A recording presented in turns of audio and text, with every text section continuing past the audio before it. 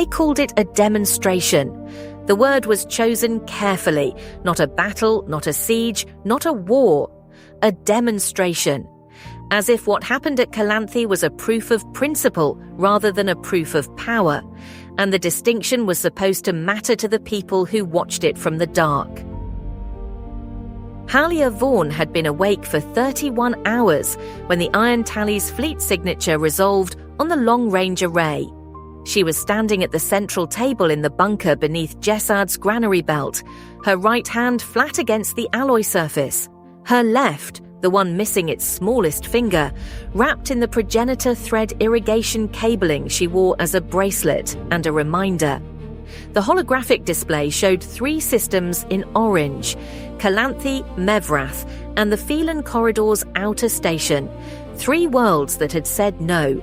3 worlds she was supposed to keep saying no. The fleet came in clean. No feints, no diversionary elements, no attempt at negotiation beyond what had already been refused. 47 warships in tight geometric formation, matte black against the dark, their drive signatures painting violet-white lines across the long-range feeds. At their center, slightly forward of the formation's axis, Drazen Fell's flagship hung like a closed fist. Halia had heard the name the way you hear a storm's name before it arrives, from people who had seen the last place it touched. Fell had taken the Mevrath relay station in 6 hours. He had taken the Orvish agricultural platform in 3. He did not negotiate after the first refusal. He had been given a mandate that did not include patience, and he honored it with the same flat efficiency he brought to everything else. Callanthe's orbital stations came on comms first. Station Commander Dreveth's voice, clipped and precise, reporting the fleet's emergence vector and requesting confirmation of the defensive protocols Halia had transmitted the previous cycle. She confirmed them. She told him the protocols stood. She did not tell him what the fleet's formation suggested about how long the protocols would matter. The first station died in 11 minutes. The Iron Tally did not use progenitor weapon arrays. Fell was too disciplined for that, and the Compact's portable codex interfaces were too valuable to waste on a demonstration that conventional ordnance could complete. What they used was conventional. Railgun batteries at range, targeting the station's structural nodes with the kind of precision that comes from having done this before. The station did not explode. It came apart.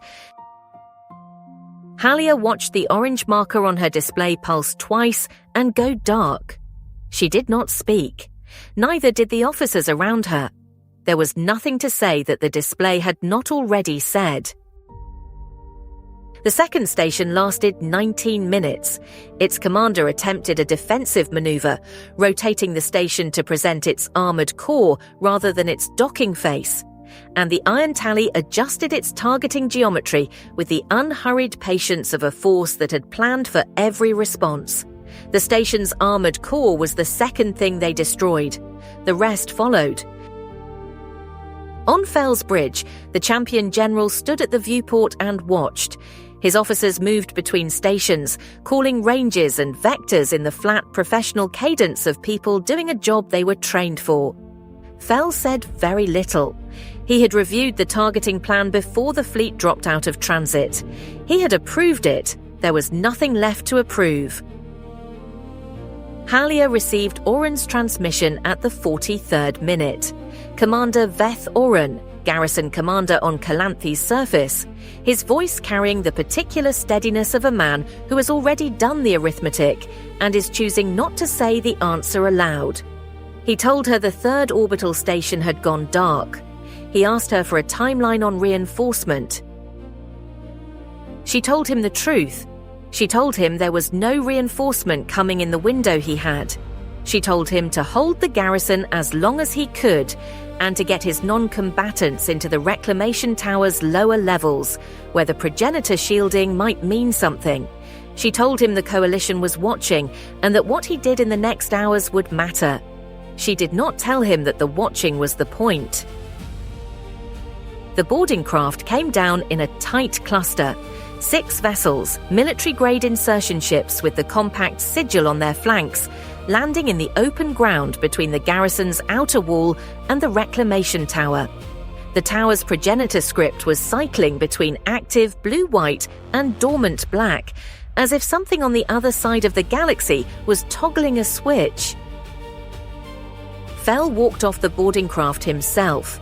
The champion general of the Iron Tally crossed the blasted ground of Callanthe's surface in his matte black field plate, the interlocking ring sigil at his sternum catching the thin grey light, his single-edged blade still sheathed at his hip.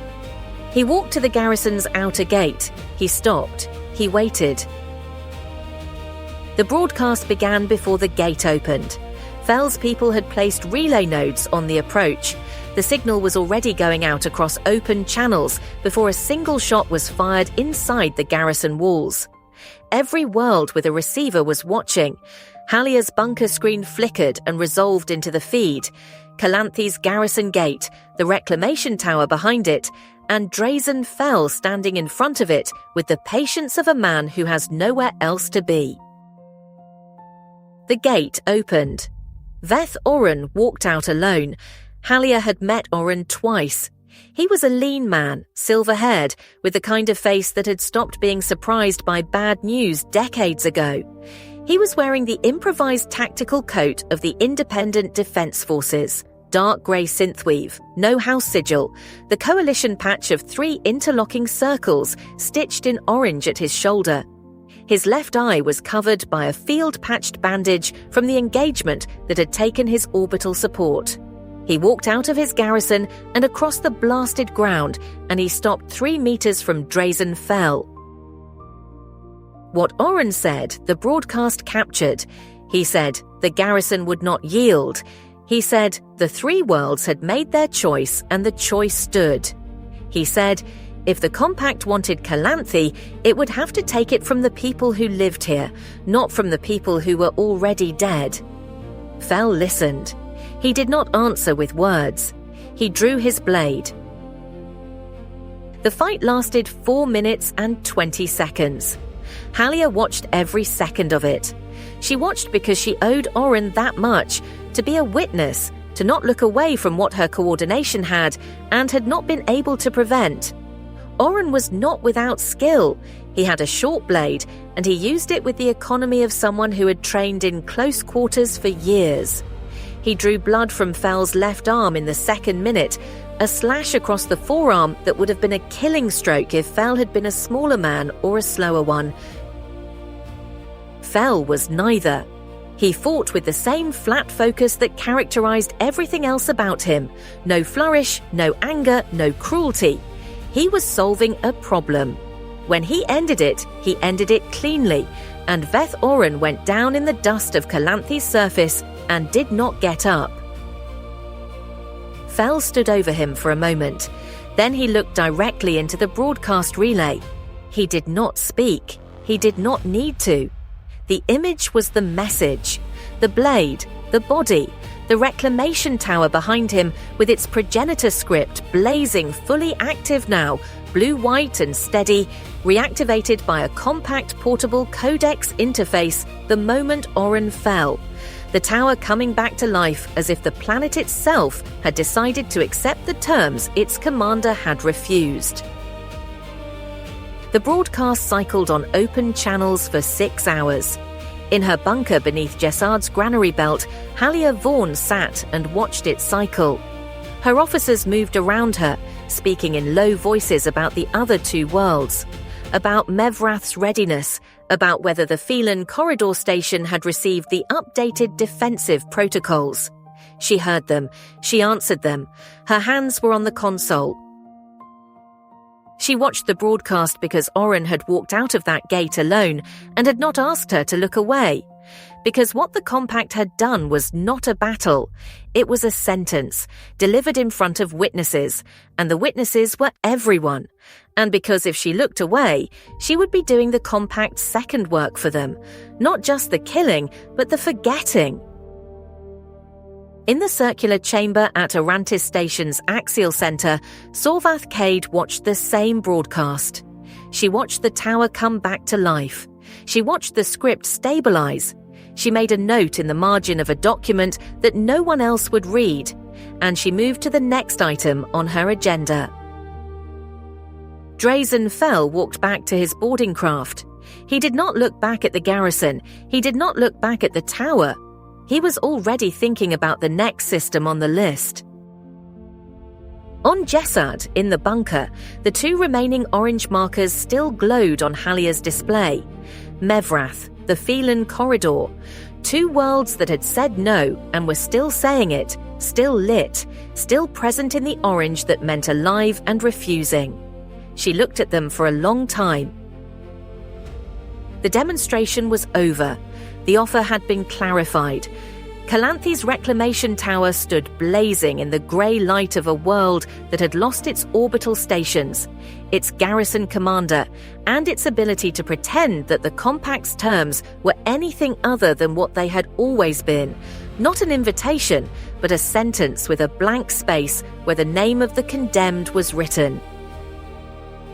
And in the bunker beneath Jessad's granary belt, a broad-shouldered woman with a missing ear and a braid, streaked grey, pressed her calloused right hand flat against a scarred alloy table. Her left hand, the one with the missing finger, the one wrapped in irrigation cabling that had once carried water through the fields above her, rested still on the console. The broadcast cycled, the orange markers held. She had work to do. The galaxy watched the broadcast for 6 hours. Some worlds that had not yet answered the compact's terms answered within the day. Some did not. In the places that did not, in the bunkers and the warrens and the garrison halls where people were still deciding what kind of answer to give, the image of a blazing tower and a man who would not yield and a champion who would not hesitate played on every screen that could receive it. The compact called it a demonstration. The people who watched it called it something else. They called it a reason.